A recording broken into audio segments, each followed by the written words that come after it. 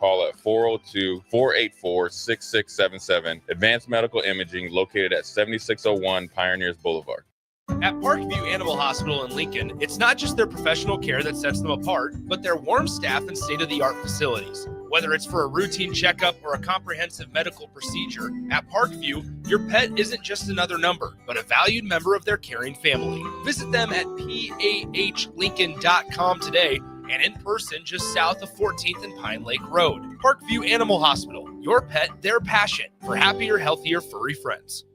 Limitless Male says it's all fun and games until your testosterone plummets. Testosterone levels can start falling as early as age 30 with symptoms like no energy, poor sleep, brain fog, belly fat, muscle loss, and mood swings. If this sounds familiar, get your testosterone checked at Limitless Male. We'll get you back in the game with more strength, energy, and confidence. When you feel this good, you'll wonder why you waited so long to get a free consult at Limitless Male. Get scheduled today. I'm Karen Carr. I've been a realtor for 31 years. When I made a company change 12 years ago, I chose Lincoln First Realty, now NP Dodge. It's the oldest independently owned realty company in the country. Since becoming NP Dodge, we've continued our tradition of community involvement. Our management and staff are always available to offer support in marketing, technology, social media, and educational opportunities. Expand your career with NP Dodge. Call Eric at 402-434-2222. Are you looking to upgrade or improve the garage door on your home? This is Cameron Hall of Doors Plus. At Doors Plus, we guarantee to offer a wide selection of options from 5 leading garage door manufacturers as we deliver a free estimate, exact measurements, and rapid installation with a 3 to 5 week time frame. When you choose Doors Plus for your residential garage door needs, you'll work with our experienced technicians and be ensured that your new door seamlessly complements your home. Give us a call at 402-590-5800 or visit us online at DoorsPlusLLC.com. Doors Plus, garage doors, and more. Live from the heart of Lincoln, America, welcome to Ticket Weeknights on 93.7 The Ticket and theticketfm.com.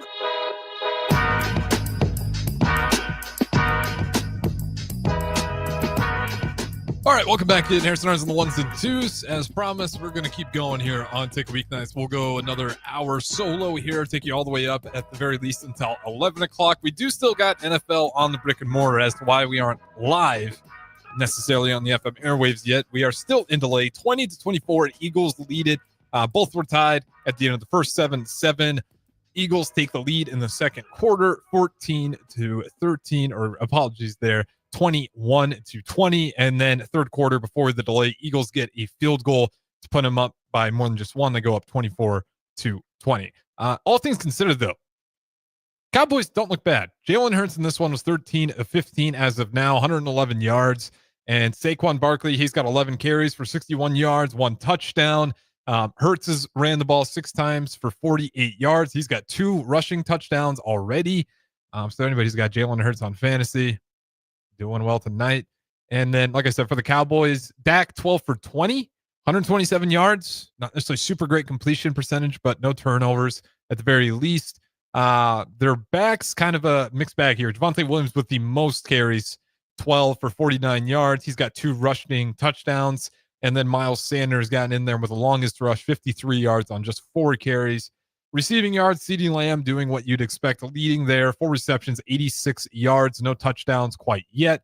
Then over for the Eagles, not a lot going on in the passing game really at all. The main target right now is the tight end, Goddard. He's 6 receptions, 35 yards. And then Jalen Dotson, he's got 2 receptions for 55 yards. And we'll just have to kind of wait and see.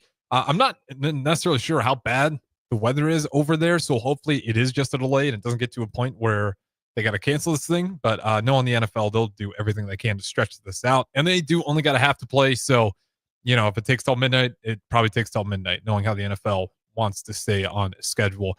But that's your quick update on the Cowboys and Eagles. And I got to, I credit the Cowboys a little bit here. I thought, what was the spread? The spread, I think, might have been ridiculous beforehand. It was over 7 points. But, if you're the Cowboys, it's not a fun thing to walk into. It's all about the Eagles. The Eagles could play anybody. You're not the story. period. No matter who the Eagles play, they are the story. They are getting the Super Bowl rings. They are getting the hoorah. The fans are celebrating. The players and the season and the coaches and everyone's in a good mood over in Philadelphia before kickoff. The Cowboys, nobody cares. Nobody's paying attention. Everyone's just waiting for you guys to lose. This is a good response. I know they're down by 4 points, but again, with the spread, that wasn't very kind to them. This is a good start for them to even lead it at one point in time. Good signs for the Cowboys, just knowing the drama that they had off season. Obviously, Micah Parsons now on the Green Bay Packers. Plenty of Cowboys fans not necessarily thrilled about how that went down, knowing that you could have paid Parsons earlier before it got to this point where the money would be so ridiculous that you would end up having to just go ahead and trade him because you didn't want to forfeit that money forward. So, for another offseason where I feel like the Cowboys are just kind of getting, just raked on all summer long. And then the Micah Parsons thing, just the cherry on top. Jerry Jones just constantly getting beat up in the media. And I've had a weird stance with Jerry Jones. The more I learn about this guy, that his career right now, I'm not super fan of, don't get me wrong, but you kind of get why he's in this position of who the hell's going to tell me I'm wrong. Basically shaped what the NFL is today. So it's kind of hard to get those people to back off positions of power because, again, you look what the NFL is today and how wealthy and rich it is and how much money it brings in. And Jerry Jones was a big part in shaping the modern NFL today. So you can kind of understand how he gets in those positions at times and why maybe that ego does not allow him to back down at times, and why we get into these Micah Parsons situations. Because I compare it to guys like Russell Westbrook. Like, why would I ever listen to you? Russell Westbrook was a guy that was like under-recruited basketball player, obviously. Anybody's an NBA fan knows who I'm talking about. Russell Westbrook guy, not heavily recruited, wasn't really the super big draft prospect. I mean, the guy just always got told, you're not that good, constantly bet on himself, and then became one of the greatest Thunders of all time and still has that triple-double record. And you get like guys like Russ later in their career when people are like, well, you need to be more of a role player. You need to do this. You need to not be so aggressive. You need to do X, Y, and Z. And he's like, why would I listen to you now? If I would have listened to you guys back then, I wouldn't be in the position I'm in today. So you get a little bit of that when you're talking about some of these really great figures. And even if you don't like Jerry Jones now, that's kind of what I'm highlighting there is some of these people, even if it's wrong, they almost have like an argument to be wrong. Because if they were to listen to you before, they wouldn't be in the position they're in. If Jerry Jones didn't go after the NFL and start suing everybody, well, the NFL wouldn't be what it is today, the absolute powerhouse. So, you get into those weird, I don't even want to say morals, just situations where the ego wrongfully but rightfully all at the same time takes over. And that's what I'm saying. All that just to say, what has been a tumultuous offseason for the Cowboys? Good start. I know you're not winning. 2024. You would take the start, though. I think most Cowboys fans would, unless I'm wrong there. But again, you're not the party. Eagles are the party. It's their party. They're getting the rings. You're just there to show up and take a loss. Like, that's your job. And they've done a good job just not laying down. Some other things to go over. We'll stick it on NFL. And again, for anybody who was curious, Kansas City Royals did win today. We have NFL in the brick and mortar, so you didn't get to hear the Royals, but they do win 4-3, and they're just barely keeping those playoff chances alive as they get a win over the Angels 4-3. Their next one, they're right back up tomorrow, actually. Another game versus the Twins, 6:40. So they got tomorrow, Friday, Saturday, and Sunday. They got those Twins matchups. And then Sunday switches a little bit, 1:10 start. Let's look more at NFL, though. And we do got official NFL coming up. It's happening right now, but week 1 is officially upon us. And I just want to pick not all the games. I want to pick some of these major games, these bigger picks. They're going to be a lot of fun. I'll sneak my Bears in there because I think it is an intriguing matchup, not just total bias there. The first one for me, just by and large, is probably everyone on the list. Give me Ravens Bills. You got last year's MVP versus 2 years ago's MVP. Last year, Josh Allen won it. 2 years ago, Lamar Jackson won it. You got a powerhouse in the Bills that just can't ever get over the hump, and you got a powerhouse in the Ravens who just can't ever get over the hump. These two teams are identical to each other in terms of how close they've come, but never making it over the hill. This one's this one's at the Bills as well. So it's in Buffalo. Luckily for the Ravens, again, September 4th that day, they'll play on Sunday, September 7th. Weather, not really worried about it quite yet at this point in the season, but Bills get to host. Bills Mafia, it's a real home crowd advantage, even if they don't have freezing weather and they're not in the tundra and there's 10 feet of snow on the ground. They definitely still have that home crowd advantage. It's just a tough pick. Both of these teams have constantly found themselves in the same position year in, year out. And as a result, I don't really want to pick any of the quarterbacks. Quarterbacks feel pretty well equal there, so you can't pick quarterbacks. I'm purely just going to go by the home team here. If I was in Baltimore, I'd pick the Ravens. It's in Buffalo.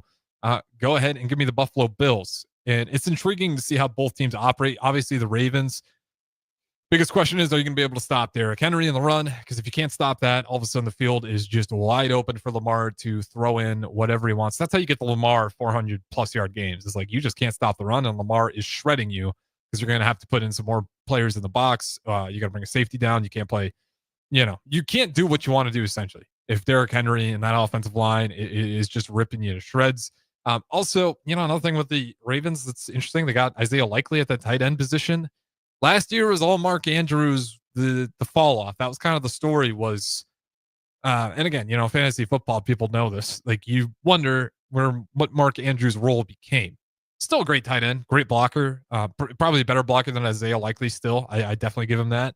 But in terms of receptions, I'm not just talking about the playoff drop that could have kept their playoffs alive, but I am just talking about the amount of targets. Like, it was pretty clear very early on that Isaiah Likely was going to be that guy, and he was phenomenal. He had a really good season last year, and he kind of popped onto the scene, and we see that every year with some faces and names that no one's really expecting to take over, especially when you're thinking of a guy like Mark Andrews. What tight end's possibly going to take away his targets? And, Lamar Jackson, Isaiah Likely, they had a really good connection. So that's one plus for the Ravens. Like, you got a deadly tight end duo. I know, again, Mark Andrews dropped that pass last year in the playoffs, but he's still a phenomenal tight end. You got Isaiah Likely on one end, and Mark Andrews on the other end. If you go double tight, like, you're like that tight end room quite a bit. You love the running back room, the quarterback room, great. The defense, phenomenal. Like, it's a really good team. I wouldn't be surprised if they pull off the upset. But like I said, I do think these teams are still too close and too even. I'm just going to go with the home team. The other game, well, we'll talk a few more, not just the other game. This one, interesting to me, just because we got some new faces. Raiders, Patriots. Vrabel versus Carroll. Patriots, I'm really hoping that this team can come back alive a little bit. I was never a Patriots fan, but just seeing them fall off the way they did after Tom Brady hasn't made that division all that exhilarating. But I do like Vrabel a lot. And I talked about this when the Bears are going through their head coach search. Would have been totally fine if we picked up Vrabel. I think he is a Chicago culture kind of guy. And I think he actually fits the Patriots culture really well as well. And then you're hoping for May to have that breakout. You got Diggs there, big upgrade on wide receiver. If he can stay healthy, which all indications are he will, if Drake May can take that next step, all of a sudden, maybe the Patriots look a little better. Again, I like Vrabel. I think the run game will get better under them. And then Henderson, the running back for the Patriots, he came on a lot towards the end of last season. So it is a little bit of a new form Patriots where you got a new coach, but at the same time, you had a player in Henderson in that running back room really take some massive strides forwards where now he can be a piece that Vrabel can walk into and understand. Like, okay, this guy right here, he's good. I got to play right here, running back room, second, third string. Yeah, those are conversations, but you like that. Diggs, okay, we got a wide receiver one. Great.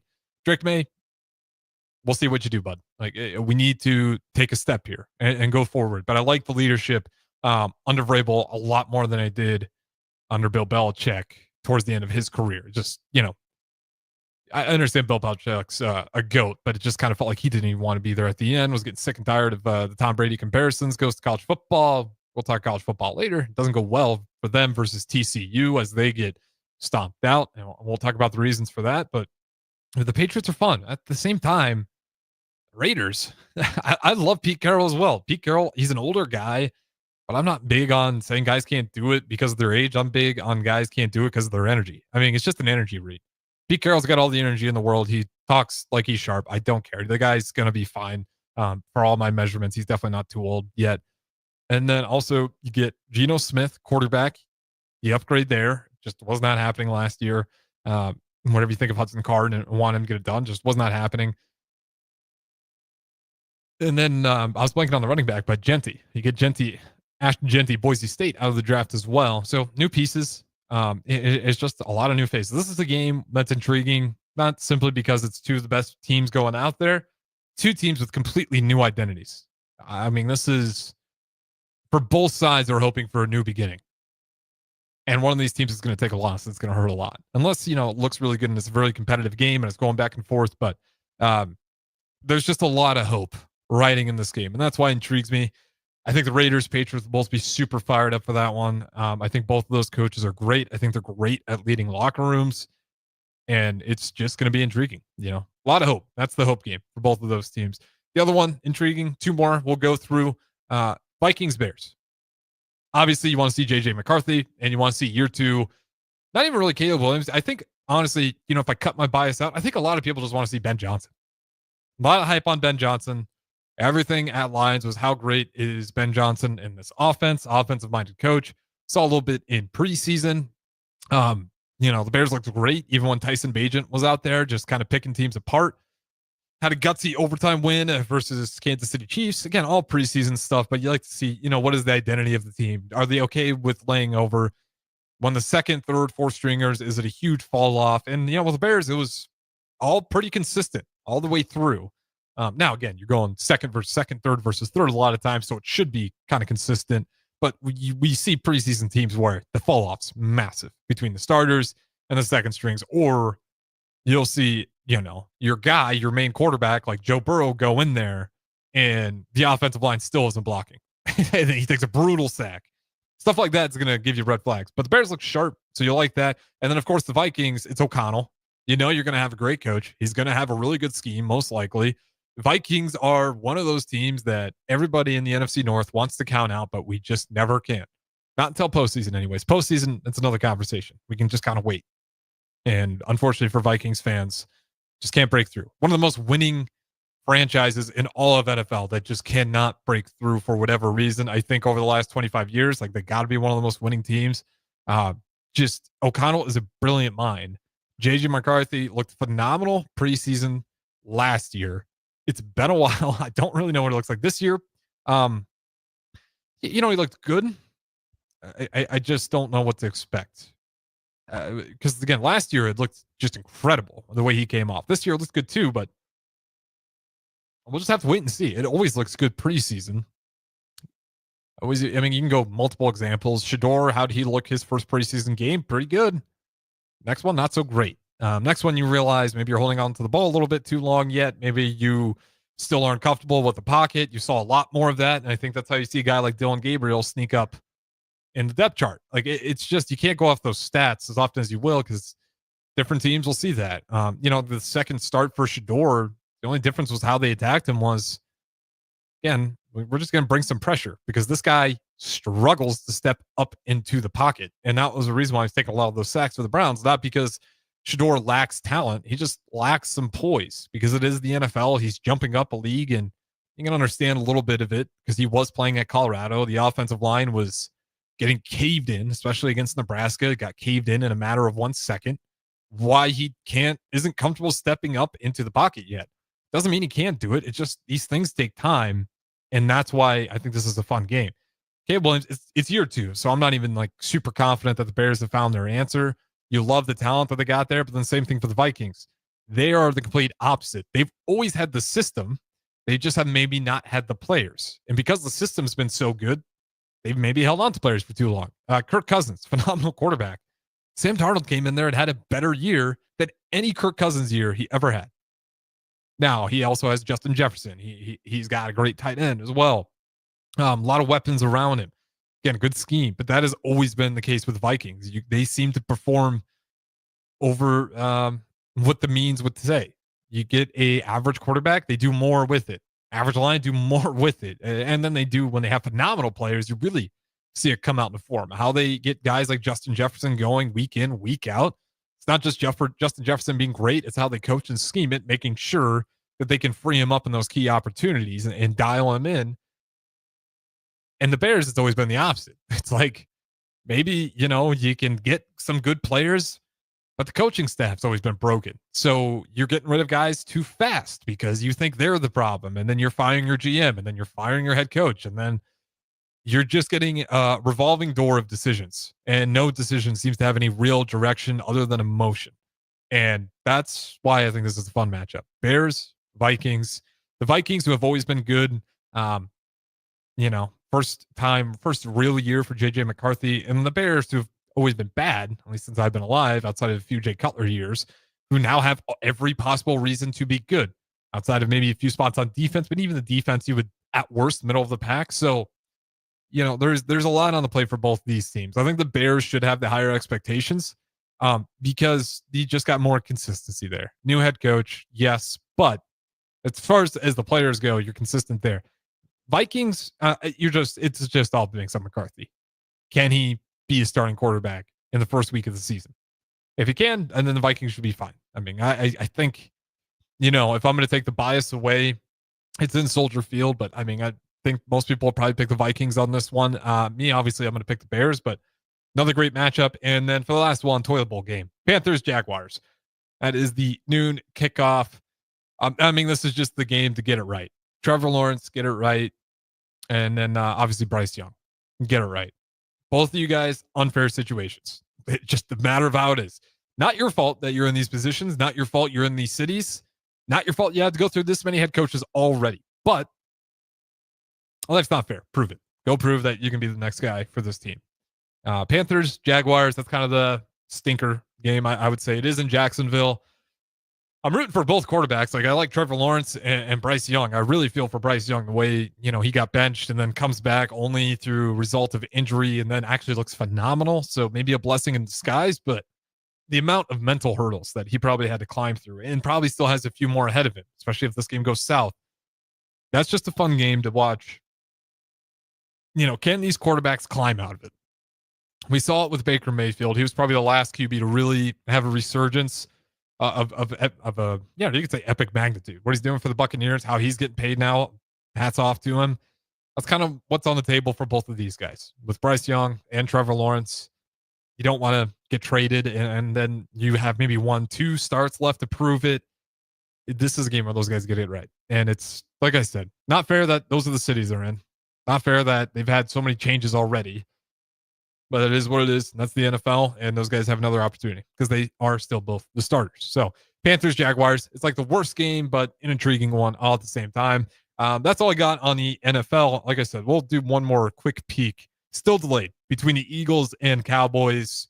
Let me refresh to double check for anybody if they are still watching. Yeah, 24-20, still in delay. I'll keep you updated on that. Hopefully they can get going here shortly. We still got it on the brick and mortar. So I'm sure everybody's listening to brick and mortar is just listening to a lot of rain delay conversations. But nonetheless, let's hope that one gets back going. And we can give you the updates on that if it does. Don't go anywhere, though. I still got 2 more segments. I'm going to talk a lot of college football from here on out. That's pretty much the only thing I'll talk about from here on out. Husker football, obviously, and then the rest of college football. Maybe we'll do some week 2 picks as well since I'm off on Fridays. Don't go anywhere. Harrison Arns on the 1s and 2s. We'll talk to you guys in a little bit. Harvest season is coming, and Acres has discounted many of our late model John Deere combines. Get thousands in discounts and upgrade for this year's harvest. Plus, you could save even more with interest rates starting as low as 1.9% on select units. Low interest rates combined with our huge discounts, there's not a better time to buy. Visit acres.com for all the details. That's AKRS.com. Restrictions apply. Offer ends August 31st, 2025. Subject to approved financing. Offer may change at any time without notice. Hey fans, there's more winning at Amigos with the VIP Game Day giveaway. Every app scan is your chance to win premium tickets to a Nebraska football, basketball, and volleyball game, along with exclusive game day perks. And when Nebraska goes to a bowl, the winner also gets 2 tickets, lodging, and airfare to the bowl game. Weekly semifinalists will win free food for a year. Go Big Red. Eat at Amigos and enter to win. Amigos is celebrating 45 years with exclusive Nebraska Legends collectible cups featuring Tom Osborne, John Cook, and some of your favorite Huskers. For every cup sold, 50 cents goes to teammates. Show your big red pride by getting all 4 of these collectible cups at Amigos. This is Tom Osborne with the Teammates Mentoring Program. We have students on the waiting list for a mentor, and we want you to join the team. Learn more about mentoring and support teammates by visiting Amigos. An overdose can happen in front of you and you might not realize it. Blue lips, slowed breathing, pinpoint pupils, choking sounds, unresponsive to touch or sounds. These signs aren't always obvious, but they can be deadly. Knowing what to do could save your friend, your neighbor, your child. Learn more by visiting myhealthymind.crediblemmind.com so you can be ready before it happens. This message is funded in part by the CDC OD2A grant. This is former Husker and NFL linebacker Jay Foreman. For years, I've suffered from degenerative problems in both of my ankles, but thanks to a thorough and thought-out plan provided by Advanced Medical Imaging, I was able to get my life back with the least amount of pain as possible. While working through multiple options, the team of physicians at Advanced Medical Imaging were there to answer any questions I had. If you're experiencing any pain at all and want to get your life back, go to amimaging.com or give them a call at 402-484-6677. Advanced Medical Imaging, located at 7601 Pioneers Boulevard. At Parkview Animal Hospital in Lincoln, it's not just their professional care that sets them apart, but their warm staff and state-of-the-art facilities. Whether it's for a routine checkup or a comprehensive medical procedure, at Parkview, your pet isn't just another number, but a valued member of their caring family. Visit them at pahlincoln.com today and in person just south of 14th and Pine Lake Road. Parkview Animal Hospital, your pet, their passion for happier, healthier, furry friends. Limitless Male says it's all fun and games until your testosterone plummets. Testosterone levels can start falling as early as age 30 with symptoms like no energy, poor sleep, brain fog, belly fat, muscle loss, and mood swings. If this sounds familiar, get your testosterone checked at Limitless Male. We'll get you back in the game with more strength, energy, and confidence. When you feel this good, you'll wonder why you waited so long to get a free consult at Limitless Male. Get scheduled today. I'm Karen Carr. I've been a realtor for 31 years. When I made a company change 12 years ago, I chose Lincoln First Realty, now NP Dodge. It's the oldest independently owned realty company in the country. Since becoming NP Dodge, we've continued our tradition of community involvement. Our management and staff are always available to offer support in marketing, technology, social media, and educational opportunities. Expand your career with NP Dodge. Call Eric at 402-434-2222. Are you looking to upgrade or improve the garage door on your home? This is Cameron Hall of Doors Plus. At Doors Plus, we guarantee to offer a wide selection of options from 5 leading garage door manufacturers as we deliver a free estimate, exact measurements, and rapid installation with a 3 to 5 week time frame. When you choose Doors Plus for your residential garage door needs, you'll work with our experienced technicians and be ensured that your new door seamlessly complements your home. Give us a call at 402-590-5800 or visit us online at DoorsPlusLLC.com. Doors Plus, garage doors, and more.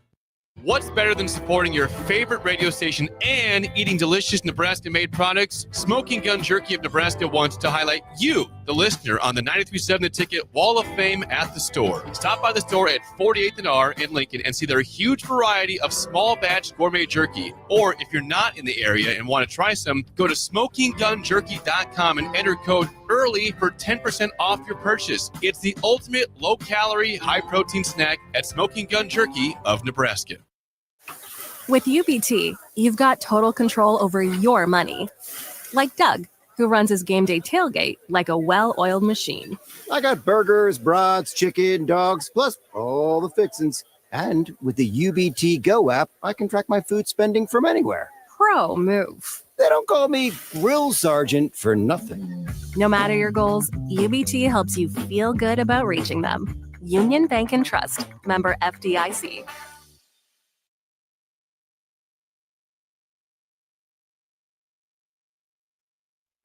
Back to the Ticket Weeknights on 93.7 The Ticket and theticketfm.com.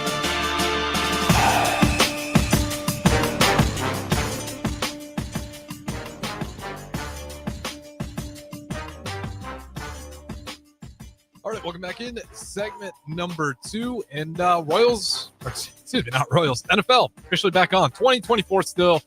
Just kicked it back off after the long delay there 1 minute, 40 seconds left to go in the third quarter. Cowboys do have the ball, 1st and 10 at the Dallas 49. And like I said, that game just got back up and going. So NFL's back. Took a little bit longer than we anticipated, but it is back. And it is still on the FM dial. So we'll be streaming all the way through since that game did start back up. But I think most people would be glad because it would be a real bummer. We know it in 2018 with Akron, ironically, who we have coming up here. What a devastating blow it is to get super excited for a game just to see it not happen. And even in this one, at least got the halftime, but it'd be devastating to have to wait and push that one off. But like I said, officially back, rolling in action. Minute left to go in the third quarter. Dallas's ball, 2nd and 7 at Philadelphia, 48-yard line. All right, let's talk college football here. We'll save Nebraska for the end, and we'll what I want to do, since I really haven't got to talk about any of these games yet, is go through some of the week 1 shockers, and then we'll dive into what we have coming up ahead here. Biggest thing, Kansas State and North Dakota. I'm going to not spend a ton of time on Texas, Ohio State. That was the biggest thing, but I'm sure you guys heard that from the day shows numerous times already. North Dakota, Kansas State. That one, Kansas State just barely escaped. They win it 38-35 over North Dakota. And North Dakota is one of those teams I would never want to schedule them early in the season. They have less on paper, they have talent-wise, and they are always more fundamental than any Power 4 team they play against. Like, they are just a nightmare of a team like that early in the season. I would never want to schedule them because they'll catch you with your pants down. I mean, it is just a incredibly well-coached team, always been a well-coached program, and you're going to get guys dialed in that just aren't scared to play Power 4 opponents. They thrive on it almost. So shout out to North Dakota. They made it a hell of a game. They fall short, but Kansas State finds a way to break through, and they needed to. Coming off a loss, the Dublin Curse loss, they lose as the favorite in Dublin to Iowa State. Cyclones, by the way, they look dangerous. Should have a fun one with Iowa State coming up as well. As much as I don't like Iowa, one of the unmatched rivalries in college football. I mean, it just does not get nearly as much love as it does. It's always a good game. If you like rooting against the hot guys, it's a lot of fun to do it in that game. Cyclones always make it competitive. And last year, they found a way to get it done. Iowa does such a good job at just taking away angles. Maybe you'll get 5, maybe you'll get 10. You definitely won't get 15. Nothing explosive. Iowa State, they found a few ways to make some explosive plays happen, and that's how you beat Iowa. You just got to get a few because you know what Iowa's offense is going to do, and it's usually not a lot. So if you can just find a way, break a few explosive plays, it's exactly what the Cyclones did last year. You can find a way to beat Iowa, something Nebraska's failed to do very consistently. Find a way to make a few big plays, keep it clean. And unfortunately for us, it's been more of the latter, just failing to keep it clean. We've been able to scheme against them offensively.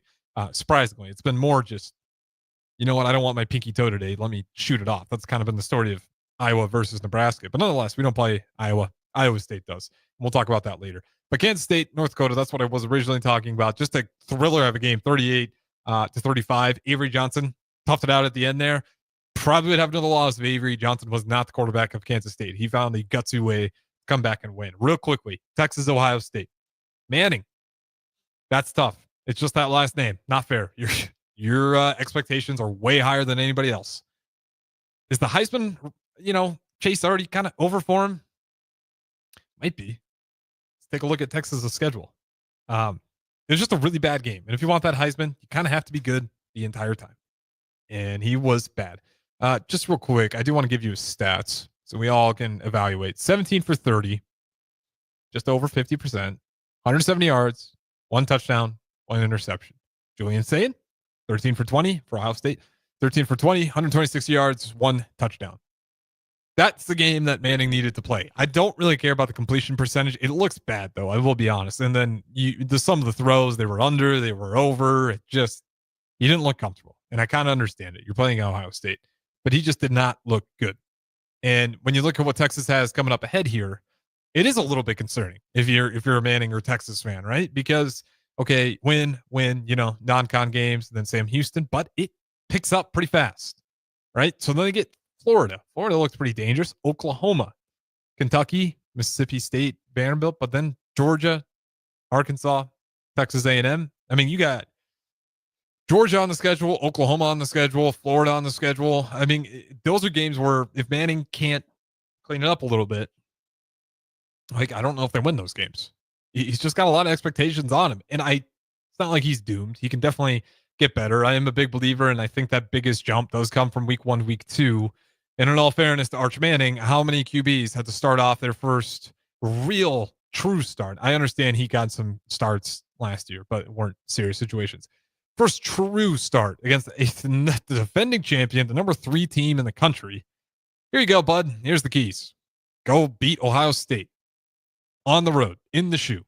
Tough ask. And it looked tough. And I don't think we should all be super surprised by the result. I don't think we should all just be like, well, Manning, we saw it. He's not good enough. He can't do it. Think about what they're asking for that kid to do. I don't care if his last name is Manning. Like, I would have been more shocked if he answered the bell and played great and dominated the game and led the team in a game-winning drive. I would have been more surprised by that.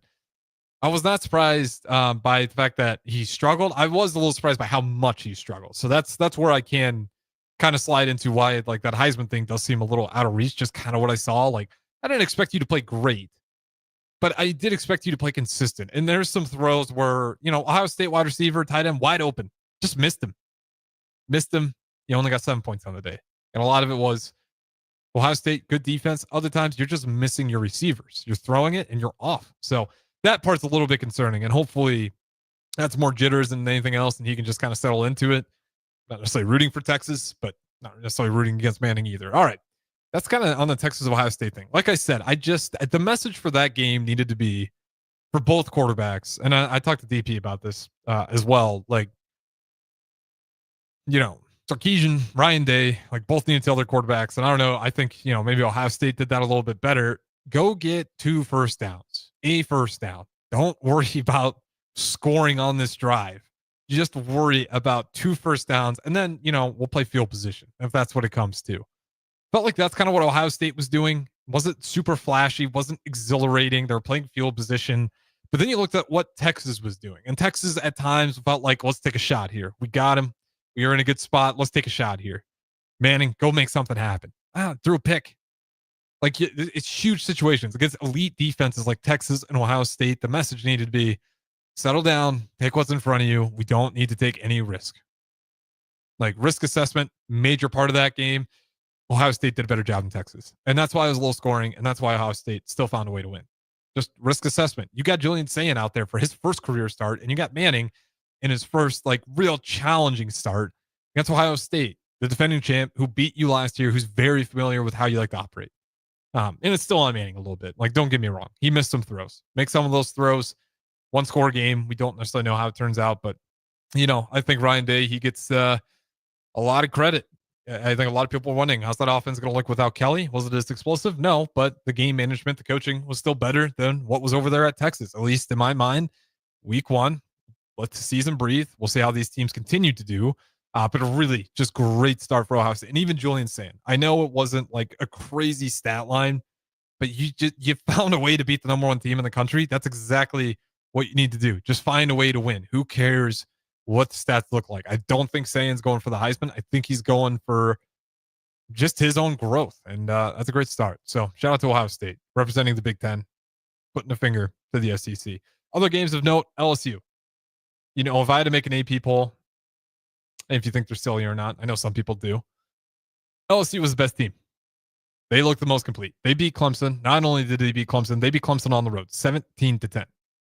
And the most intriguing thing about that game to me was, LSU's defense. It was phenomenal. Like, Cade Klubnik didn't really get to beat Cade Klubnik. 19 attempts, 19 completions off of 38 attempts, running for his life, 50% total, sacked twice, threw 1 interception. His long was only 26 yards. Rushing yards. Randall, 16. Your leading rusher had 16 yards. Dominated. LSU flat out dominated on defense. I'm really high on those guys just for the way they played. And it's no disrespect to Clemson. I think Clemson's a good team as well. I still think Clemson could be a good playoff team, but you just run into these situations where you get a little bit surprised by some of these teams, and LSU came out there. I think out of all the college football games, LSU probably had the best looking defense. as good as I still think Clemson is, I think it's more of a statement. Those are two good teams. I don't want to bash on Clemson because I think, again, 10 points against LSU. I thought that was a really good LSU team. I got to reshape how I'm maybe looking at the outlook of the rest of this college football season and maybe look at LSU more seriously as like that playoff team. But, I was all in on Clemson. Maybe not the Dabo. We're going to go 16-0, be the first team ever to do it. Now that the college football playoffs are 12 teams, wasn't maybe buying into that. But I did pick Clemson to win. They were at home. It was their Death Valley matchup in Clemson. And you got to give a lot of credit to LSU and how good that defense looked and how uncomfortable Klubnik was the entire game. And then Nussmeier, phenomenal. I mean, that was a quarterback battle. And LSU was able to staunch out Klubnik, and Clemson was unable to do the same to LSU. So I think, like I said, if I could do 8 people's like LSU, that's the most impressive win. I don't care what everybody else was before. That's top 10 matchup. Like, put them at 1 or 2, depending on how you look at Ohio State for beating Texas. But just a really big win for LSU and that squad. Other games of note here, I could say Colorado lost. I don't really want to bag on them. Tough situation. Deion Sanders out with cancer, like a lot of the offseason. Not really fair to bash on them for being unprepared. I'm not surprised. They looked unprepared. We can just dive into it. UNC TCU. I will say this. I was kind of rooting for Bill Belichick, not like a diehard fan or anything, but I thought it was fun. I should have known better that this game was going to be ugly. TCU, taken too lightly. I don't think they remember not too long ago them getting embarrassed by Colorado, and that stung. They did not enjoy the taste of that season opener. And then here comes North Carolina. Here comes Bill Belichick, and this place is packed, and they're doing all this extra stuff because it's the first home game. It's in UNC. It's Chapel Hill. Bill Belichick's here. Here comes the program. We're back. Very similar to Colorado. Very, very similar to Deion Sanders, Colorado, Bill Belichick, North Carolina. You don't think that pissed off TCU? I think it did. I think it did to the result of 48-14. I think they said, shut up. Like, we're not going to do this again. You're not going to get another year where, we got this up and coming coach and we're just going to set up to fail here. They put the absolute shut the door on UNC and Bill Belichick. And why I got to be a little bit nicer to Bill Belichick, and they got embarrassed. Don't get me wrong. 70, I think it was like over 70 new players. What were we seriously expecting with UNC? It doesn't mean that they can't be good. It's like 40 transfers, 30 high school kids. That's your team. Like, you're going to have a lot of pieces that aren't in rhythm. And that's what it looked like. And then you're going to have a TCU team that I said before was just pissed. Like, they looked upset. The starters looked mad. Second stringers looked mad. Third stringers looked mad. Fourth stringers looked mad. Every 1 through 4, all of those tiers on that roster, they looked absolutely infuriated every time they stepped on the field. And you saw UNC just kind of felt like they were checking themselves the whole time. Like, man, maybe we're really further behind than we ever realized. So that game sticks out because I think people's expectations, myself included a little bit, I had to really double down. Like, why are they struggling? Oh yeah, 70 new players. Good luck. And of course, TCU's mentality. I think they just had him beat walking into the stadium that day.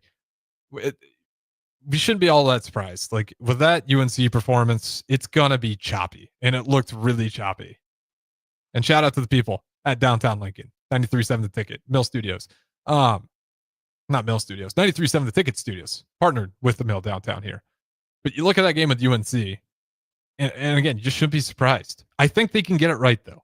I think Bill Belichick, the way that it is more pro style at the college level today than it ever has been, I think he can eventually get there. I just think people's expectations were astronomically high for a roster that has so many new faces, coaches, era of college football that's just new in general. Tough one. And like I said, TCU won the mentality right off the bat. They looked dangerous. Alabama lost to Florida State. I won't talk about that one. People talked about it so much already. I'll say this much. Hot seat walking out the building. That's it's a tough one. It's not fair to DeBoer to be the head coach after Saban, but you did take the money. So enjoy the expectations that are unfair. Games coming up next week, week 2, this weekend. Friday, just to tell you the Big Ten teams that are playing, Northwestern gets Western Illinois, Maryland gets Northern Illinois. So you expect Northwestern to get its first win of the season, and then you expect Maryland to lock up a win versus Northern Illinois, unless things go south, which is always a possibility. Other games of note, Iowa State, Iowa. This one I was talking about, one of the better rivalries. I think it is one of those games where it just doesn't get talked about enough. I think here in Nebraska it does. I don't see it at the national level, which is always a little bit surprising because these games are always really, really good. Back to Iowa State. He looks great. I think he's got probably the favorite in the quarterback battle. I know there's some people that are ironically a little bit still high on Iowa in their quarterback situation, but Gronowski, let me look at his stats. What do you have? Yeah, 8 for 15, 44 yards. Completion percentage of 53% versus Albany. Not buying it. I don't know what people are saying. I was listening to Joe Klatt still talk kind of highly about Gronowski. Not buying it. I'm just do something before I buy into Iowa has a quarterback. It's not going to be one tweet in the offseason where you throw a 5-yard out. I'm like, oh, they found one. No, they didn't have. What I'm looking at stats wise, they still haven't found it. Like I said, Illinois or Iowa State, they found a few ways to break some explosive plays last year, and you really just need a few versus Iowa. I like their skill players more. Just got to break a few. I don't like Iowa's offense a whole lot still. They were down, I believe, in the first quarter at Albany. Give me Iowa State in that rivalry matchup. SMU, Baylor. SMU is ranked 17 in the nation. Baylor unranked. I kind of want to go Baylor here.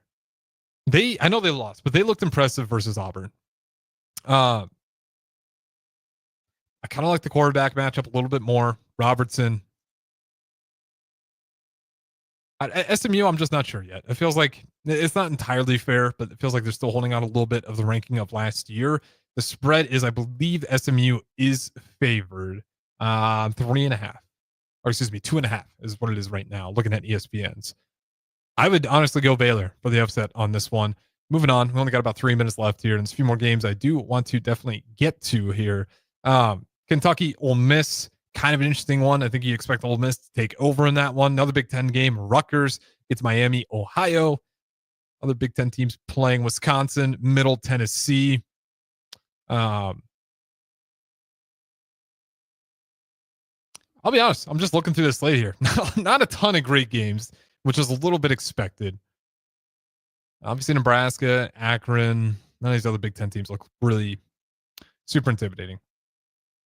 BYU, Stanford, good game. Keep your eyes on that one. Is at BYU. All right, that's kind of the schedule. There is not a ton to talk about here, so we'll just pick the game that is good to talk about. It will be on the airwaves as well for everyone at the ticket. Michigan, 15 Michigan versus Oklahoma, 18 Oklahoma. Michigan looks good. I was talking to DP about it off air. Underwood, really, really good start for Underwood. The Oklahoma Sooners, I think they had Illinois State? Yeah, Illinois State. They did what they needed to. They looked impressive. 35-3. They win it. Their quarterback, to 392 yards. He was 30 for 37. Really great stats from here. Didn't do a whole lot on the ground. Actually, more of an air raid offense. Michigan, kind of the same. For two teams that are known to have pretty good run games, Underwood was just diming it up in the pocket. Underwood looks incredible. I know Michigan's on the road. It is going to be Sherrone Moore's alma mater. He will be at that game. He will not be coaching at Memorial Stadium, ironically enough. I still hate how this whole decision with Michigan came about to be. It should never be a voluntary punishment. It just shouldn't be. Because you get situations like this where it's stupid. Why do you get a voluntary punishment? Why do you get to pick? If it's a punishment, why are you allowed to go pick my alma mater? But, for whatever reason, I get to go coach on my alma mater, but I'll just pick this game because I'm not as worried about it. That's not a punishment. That's just you selectively picking what's best for you, given the cards you've been dealt. Like, I don't know. I've talked about this with the NCAA. Just a joke how long they drag these things for. Jim Harbaugh will be banned from college football in 2028. Yeah, that's right. Not 2025, 26. He could come back and coach for 3 more years, but 2028, he can't do it anymore. And it can't for 10 years. Okay, in what world does that punishment make any sense whatsoever? It doesn't. It's stupid. Like, you guys dragged your feet on it for so long. Now it means, what does it even mean? Who are we punishing? Jim Harbaugh? Are we going to punish the players that are still on Michigan's team right now that had zero affiliation to what you guys were doing, that have zero affiliation to what Connor Stallions was doing? Just terrible. Drag their feet on it so much that by the time we get to the result, it doesn't matter. It looks silly, and it is silly. This would have made sense a long time ago.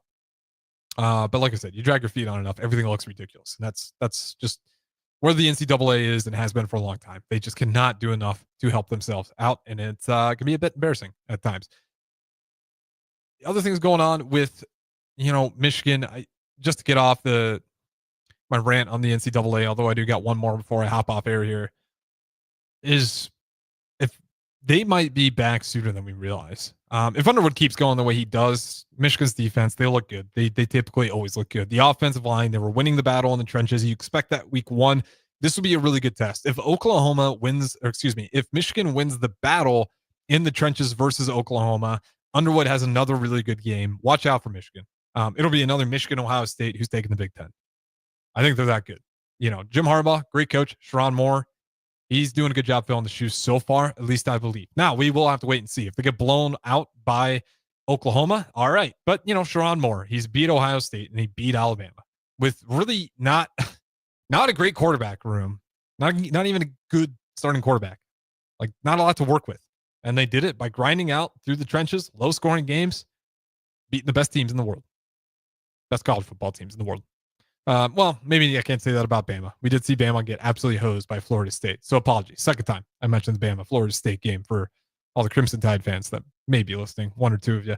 But, yeah, when it comes to Michigan, I do think they are a lot closer than most people realize in terms of just turning it right back on and maybe not that far away from a national championship. Maybe not this year, but next year, Underwood's still there. He's going to be incredibly dangerous next year. He chooses to stay at Michigan, which, I think Dave Portnoy put in an insane amount of money for his NIL, so I'm sure he will, but it's interesting. All right, final NCAA rant that I have is targeting. The targeting rules are still so infuriating. Because this is why I want to bring with Michigan and Oklahoma coming up here. Michigan's going to have a great defensive edge rusher, not be able to participate in the second half or in the first half because he got ejected for targeting. You can look at the tape. I mean, he didn't. To me, there should be two categories of targeting: one intentional and unintentional. Intentional, you drop the helmet, you get the spear formation, and you are launching into the helmet. Unintentional, you don't spear the helmet, you don't lower your head. It's a hit to the head, but you know what I mean by the unintentional. You didn't go for it. Maybe the quarterback slid at the worst time. Maybe the quarterback, suddenly jerked, turned his shoulders and stepped back. And all of a sudden now you're kind of head to head, or you, in this case with Michigan last week, grazed the side of his helmet. He has to sit out a half versus a huge game versus Oklahoma. In what world does this kid need to sit out for making a football move? And I get so upset about this because it's the worst. It's the stuff that ruins sports. It's just soft. We get to a point. Who should maybe be in trouble for letting the quarterback get hit by that? Maybe the right tackle. Maybe the offense who let the pressure get there to begin with, and not the defender who made the play. Especially when you look at the play and it didn't seem like there was any bad intentions. He even wraps the quarterback up so he doesn't just lay him out on, hits him hard into the dirt. He wraps him up, brings him to the ground, a little bit of coincidental head contact. And again, it was on the side. It wasn't even a spear. He gets ejected for targeting. I thought it was the wrong call to begin with. And now he's got to sit out a half. In what world does this make sense anymore? At some point, it is up to the offense to protect their quarterback, not the defense to do everything in their power right before they hit to bob and weave their helmet to just make sure they don't get ejected for a half of a game or a full game. It's, and that's all I got to say on it. It's ridiculous. And I think why we have such a stupid rule around it right now. And again, you can if you think I'm stupid for saying it's a stupid rule, feel free to disagree with me and you can tell me why I'm wrong. I think the biggest problem with it right now is why we don't have changes around it, because it is a serious thing, right? Concussions, not to be taken lightly. The problem is I think because it's such a scary thing, nobody wants to do anything about the rule changes. They'd rather have it be super harsh. because it's dangerous. If something happens and say you lessen the rules, like, are you going to be held liable? Like, I don't know if that's what it is, but it almost has to be, because I just don't understand the extreme heavy punishments that we put on some of these guys for some, like, just being on some really minor hits. So as much as I, constantly bash at Michigan, that's total BS that they're going to be losing a player for a half against Oklahoma for a hit that I thought shouldn't have never been targeting to begin with. All right, that's my rant. Went a little bit over. Nonetheless, appreciate you guys listening. Been a great Ticket Weeknights. Shout out DP, Peter Cobalt, everybody. Emma Spence, all the shows that came in already. Going to be a fun weekend. Of course, Husker football, Akron, Saturday. We will be out there, pregame show, postgame show, and then, of course, NFL. That's going to be on the brick and mortar. I mentioned it. Michigan, Oklahoma will actually be on the airwaves while Nebraska football is going on. So if you want to multitask, put Michigan, Oklahoma on the radio and put Huskers on the TV. You can do anything you want, really. That will be an option as well. And, of course, NFL Sunday, also on 93.7 The Ticket. Appreciate you guys listening. This is Harrison Arens, going to wrap it up here on Ticket Weeknights. They'll join you tomorrow morning, 6 a.m. Friday, early break.